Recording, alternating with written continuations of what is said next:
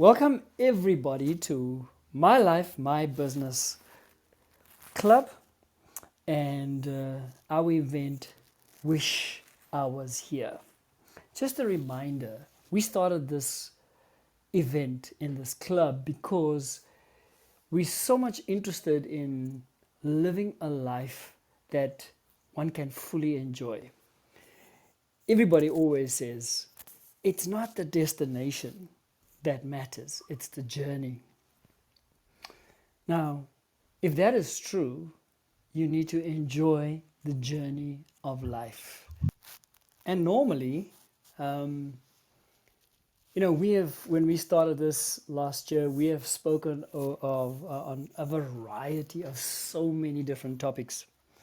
And while Alistair takes a bit of a hiatus, I've decided that let's explore the kinds of foundational principles to walking this journey of life, but enjoying it. And the core principle, and we say it in our title, is you've got to be able to enjoy the journey. But if you enjoy the journey, that means you are fully present in your life in everything that you are doing.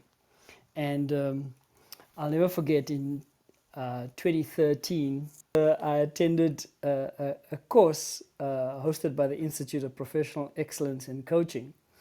And when I finished it, they gave me this little book on unconventional wisdom. And I thought, you know what, there are so many principles in this book, and it's very short, etc. But I'd like to share these principles with you, meaning that I believe that really it's not all inclusive. Of course, there's many different things that we could be sharing, depending on your persuasion, depending on whether you're religious or not, spiritual or not. These are the difficult things. It's very philosophical, but these ideas to wrap your mind around is what I find very challenging, and it takes a while to think about it and internalize it and being able to apply it. So I want to start with foundational truth number 1. And it says, there are no mistakes. And I'm going to read the little write-up that's attached to this, and then I'd like us just to discuss this. There are no mistakes, only different varieties of ways to experience life and to remember who we are. We make choices based on our past, our belief systems, our values, and perhaps even the collective consciousness that's ingrained in our own DNA. We always choose what we believe is the best possible choice in any given situation. Instead of directing energy toward the past by beating ourselves up over mistakes, why not ask, what is the lesson? What can be learned from this experience? And there's a little quote that says, if we treated our friends like we treat ourselves, we'll all go to jail. That's quite an interesting quote. So the basic understanding of this first foundational principle is that there are no mistakes. And that means when you're walking this journey of life, you're not held back and remember the regret of decisions that you've taken over the past, I don't know how many years, for your whole life, I don't know. But you don't allow yourself to be weighed down. And what this does, when you consider that there are no mistakes, practically speaking, I often think about a cricketing analogy. Now, I know some of you might not really follow cricket, you don't really understand the sport, but if you do, you don't really need to know the rules of cricket. But generally speaking, there is a batsman and then there's a bowler. The bowler has a strategy in mind. He's trying to get the batsman out as cheaply as possible, and the batsman's strategy is to accumulate as many runs as possible, and each one has a strategy that's particular to their end goal. So, for instance, the batsman has to decide if they're going to play a defensive game or an attacking game. And the bowler, the same thing. Is he going to be aggressive or as well as defensive, using guile or putting the fear in the batsman? The issue is, if the batsman decides to be attacking, runs down the wicket, ball for a six, a couple of things can happen. Two scenarios, right? The one scenario is he hits that ball out of the cricket field, even out of the stadium, and it's a six, and everybody cheers and says, what a brilliant move. He succeeded. See, success underscores the fact that he has made the right decision to do what he did. Now, take for instance, the second scenario. Races down the wicket and heaves at the ball to hit it out of the park for six and completely misses the ball. The wicketkeeper behind the stumps catches the ball and the batsman is out. And commentators say he has made a mistake. What a bad shot. What was he thinking? And really, my idea of understanding this principle of there are no mistakes is both scenarios, the batsman made a choice. One came off, brilliant, excellent choice because he was successful. The other one was he was basically bowled and he was unsuccessful. And then we say we made a mistake. And for me, that's an indication of how we sometimes experience life, how we exercise choice. And if it works out well, glowingly, we tell everybody, our testimonies are shared far and wide. But when it goes wrong, we try and minimize who we tell. We even hope that we have not been seen. Oh, and that sense of failure is obviously not the most attractive thing that can happen. So, choices, the freedom of choice, I think is reveling in that freedom of choice is what the key is towards not living a life of regret, is to ask the question, did I have a choice? Yes. Did it work out? Yes or no? And if it's no, it's not a mistake. You've exercised choice and it didn't work out as you planned. So how do you feel as far as this foundational principle is concerned? I know this is the language we use, and the way we think about ourselves, how we lead others, how we manage others, even in some cases, how we parent, how we teach, how we lecture. We look for those little mistakes. And I know that many people will kind of listen to this and say, but errors, happen. How can you say there are no errors? And some would even call mistakes honest.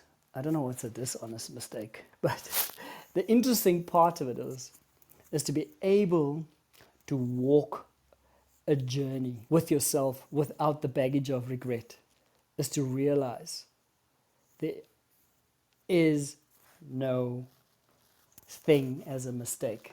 There are no mistakes. And I can share, this is a grisly example.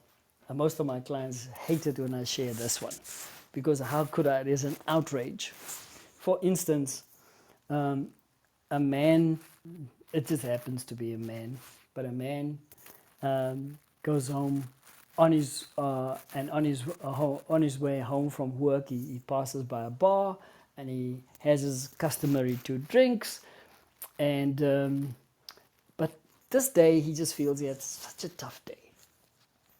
He needs extra 2 more glasses of wine, which he then has. So this time around, he's a little bit more tipsy. He gets into his car, he drives it, and you know where this is going. And as he drives, starts to rain. Somebody in the downpour crosses the street. He doesn't see the person in time, and there's an accident. Now, in this scenario, was it a mistake or wasn't it? And I was wondering, what do you think in terms of the context of there are no mistakes? And in this particular story, did the man who had one drink too many, got into his car, um, hurt somebody, right, by knocking them on his way home, sending him into ICU, did he make a mistake or not? What do you think? Lishay, you say it was a mistake. Can you explain why you say Hi, good evening. Oh my word, I have to apologize for you there earlier. Um, yeah, I had no clue I was unmuted, so yeah, I was just communicating with Raya and he had his headphones in and he couldn't hear me. No Um, problem, we got you on record now. oh my, yeah, like the mistake that I made earlier, it's actually dawning on me now that people do things unintentionally, where other things happen, it falls in their way, so to say. I can't say that the person walking across the street fell in that guy's way. Um, but there's a time and a place for occurrences. Let me put it that way. We can't always estimate or figure out what will happen next. If we could see into the future, that would be a thing. So he could have been someone that drove home every single night, that drank every single night, and this one particular day, someone happened to walk across the street. So, yes, I think he's wrong for drinking and driving. But sometimes we can't estimate, like I said, or we can't foresee what will happen. We can only learn from our mistakes. Mhm. So, I think that it was a mistake. I mean, like I said, he could have been doing it all the time and just this one particular day, never learning from the mistake because he had to make it to learn from it. Okay, that's an interesting way of looking at that. Um, just want to see Shanaz is saying, um, Okay, I'll mute myself. sure. You can stay unmuted because it seems like you're going to be having a dialogue with me. Shanaz, you said that you disagree. Can you tell us why? Yeah, I hear you, Lishay. There's something that we need to do. Ah, Shanaz, he makes a choice each time. All right, I'm gonna read it as you type, and as you typing that, Shanaz, is that it is in his mouth, Lishay. If he says I've made a mistake, in a way, um, we, when I think about what Shanaz is saying, is the fact that he nearly killed somebody on his way home. Yes, he's going to learn from it, and that might change his behavior.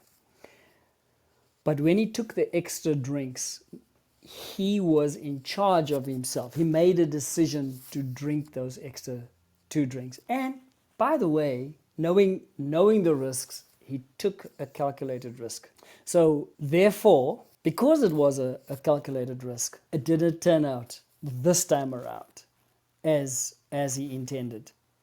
So he has learned, and Shanaz, yes, thank you. You're going to take action. I think that if you put yourself in the shoes of the person who sent somebody to hospital now because he's done something. Both of you are into problem solving.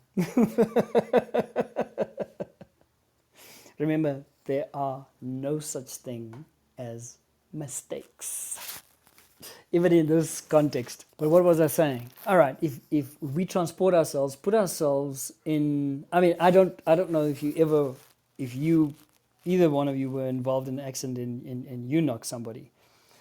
I haven't had that experience, and I'm grateful for that. I can't, to put myself in that person's shoes who's done so.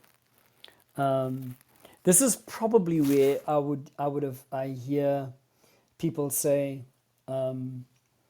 if he didn't go to the bar and he didn't drink and somebody ran in front of the car and there was nothing he could do to stop it, then somebody says it was an accident, an honest mistake. From the outside in, and probably the person driving, in the way they would respond, would be, yes, would agree with the statement. It was a mistake and it was an honest mistake. There was nothing I could have done, etc. You still feel the way you do. You go through the cycle of deep regret and pain because of it. But this person who knows, gone to the bar, taken his extra drinks, and caused this, because you know what? Fact of the matter is, judgment was impaired. How does this person now live with themselves? How does this person actually take responsibility for what has happened? Sometimes when we say it's a mistake, it kind of says, well, you know what? Somehow or the other, and it's something that Lisha was also alluding, somehow or the other, this just happened, and what an aberration, freak of nature. But when you know it wasn't a mistake, which means you made a decision and turned out this way, that you can own your decision, seek forgiveness and forgive yourself. Because even for the person who's done so and feels absolutely gutted and contrite and needs to move on from this place, right? Needs to be forgiven and needs to forgive themselves, because unforgiveness is a big load to carry. It's a thing that robs you of your joy immediately, something that sits there every single day. Shanaz. So we're still talking to each other.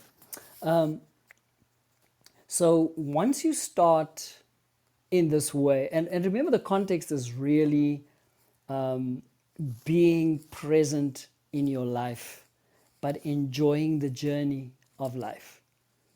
And that means humbly, not with arrogance, that we know we make decisions and some work out well and some don't. I mean, sometimes, mostly you make decisions and it only affects you.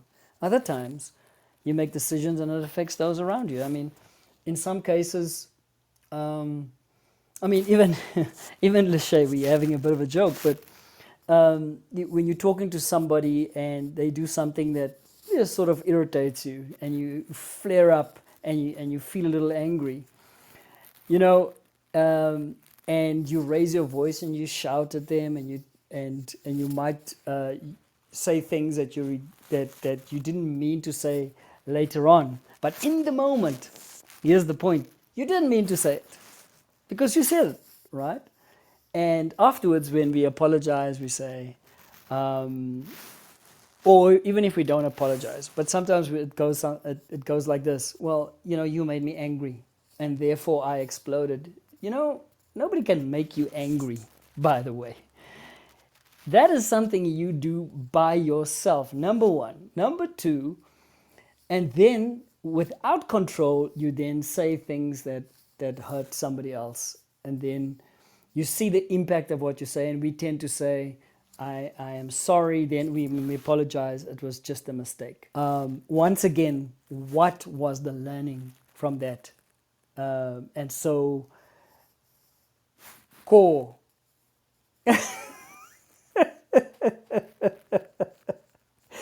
Lishay, this is very funny. I'm trying to have a serious conversation.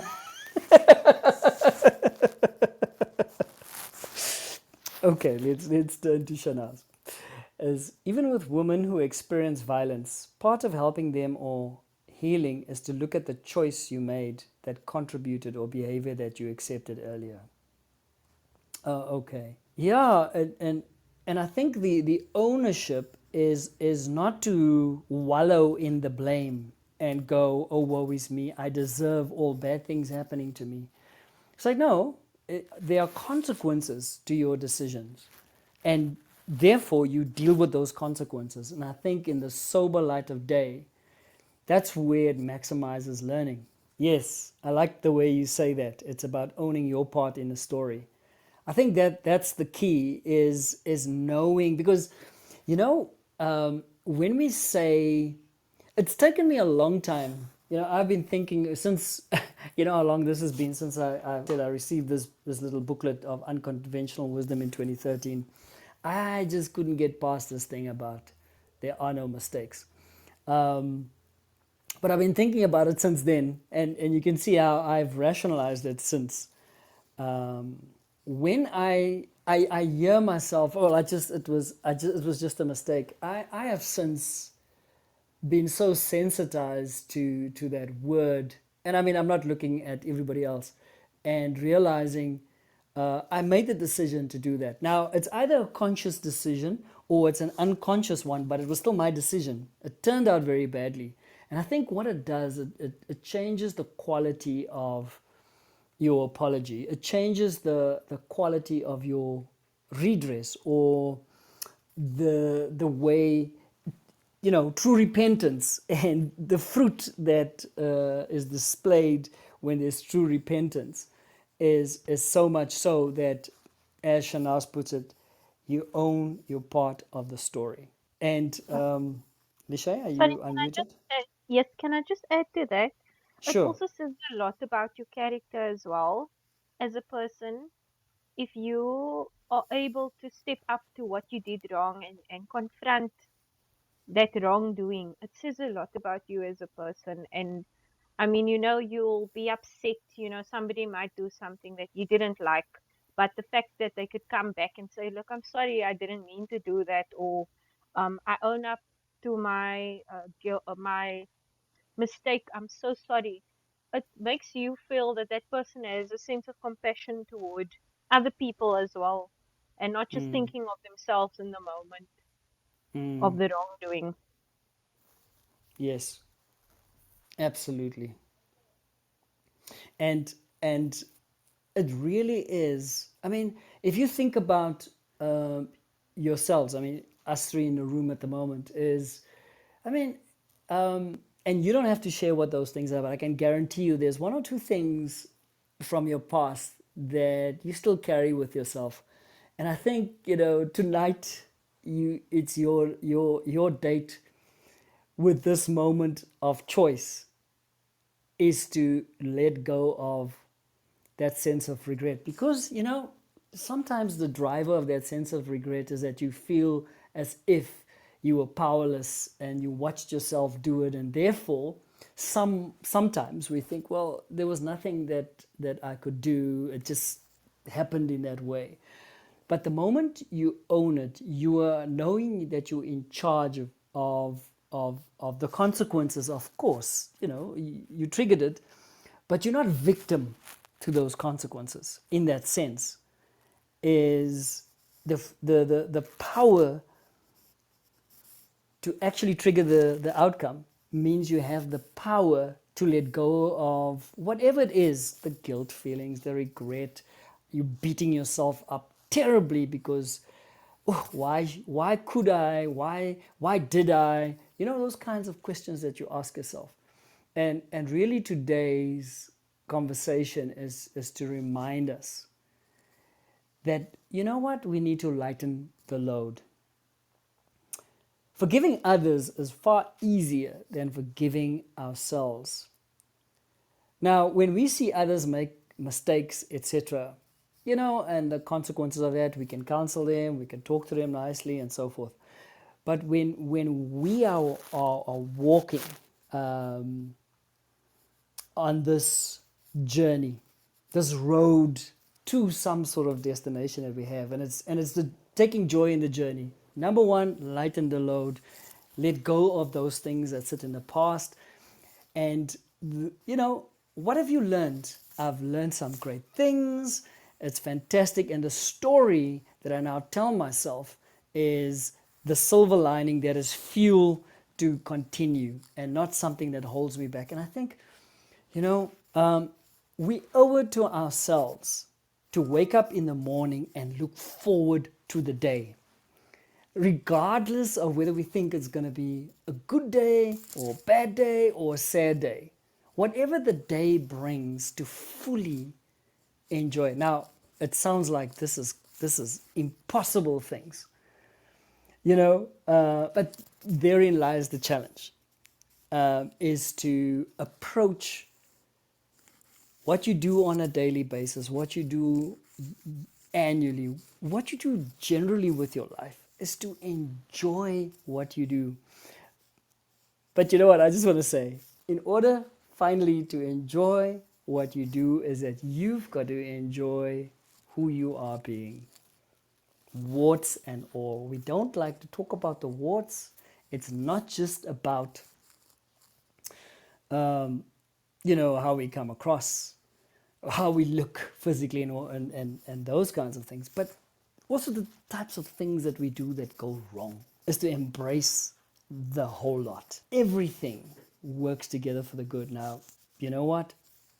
As you both know by now, and what we've been and the way we've been talking is, I think whatever we do, whatever decisions we take, God takes those things and it turns it around. He puts it all together and it fulfills His purposes. He accomplishes His will, whether sometimes we make the perfect choice or sometimes we make the imperfect choice. He uses all of that to accomplish His will. So let's just see. Shanaz was saying, making me aware of my unconscious choices I make or made. When you own your part, then the other person knows that the regret or forgiveness is genuine, and it creates an environment for trust again. Absolutely. Shanaz is saying she loves letting that part about letting go. And Lisha, yes, it triggers a lot of things. Even as I'm sharing this, I'm thinking, I gotta go do some homework. And then there's that song of Frozen, Shanaz. Let it go. Yes, let it go. And both of you have a wonderful sense of humor. And yeah, so in any case, I thought this was going to be absolutely weird. It was going to be me doing a solo thing, but I just want to thank you both for being with me. As is wont, we do 30 minutes. We have a few minutes over time. But this homework is to really think about whatever this has triggered, as innocuous maybe as what it could have sounded like, is to reflect on it and say, am I carrying unnecessary baggage? Are my legs buckled because I'm refusing to let go of things? Yes, the Frozen song. So let us all agree, we're going to let things go. The time has come to let things go. It's in the past. We're looking towards the future, but the present we are going to enjoy fully and live life with joy and abandonment to our purpose. So thank you, both of you, for your participation and listening, and have a fantastic evening. And next week we're going to continue. There's quite a few of these unconventional wisdom foundational principles that we could talk about and apply as we practically want to live a life that's energized and a life of meaning. So good night to both of you. And until we chat again.